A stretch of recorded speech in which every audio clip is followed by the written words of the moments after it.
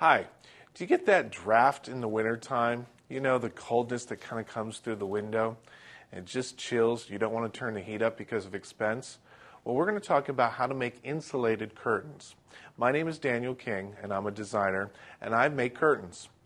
Sometimes you can purchase the curtain ahead of time. It's a pre-made curtain of any type that you'd like, and you can add that thermal insulation to that pre-made curtain, or you can make your own curtains.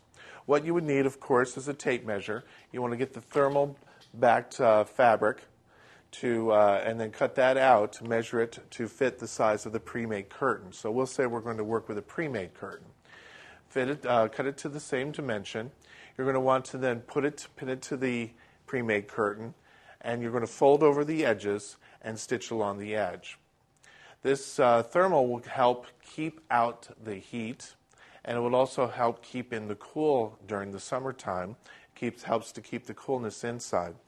You will measure, you'll pin that. You'll also then take the bottom of the curtain and you will cut off the thermal so that you can turn up the bottom and hem this so that the actual fabric is up above on the inside so that it secures it in place. And then you will need to turn the top and have it a little bit shorter so that you can put the curtain on the rod.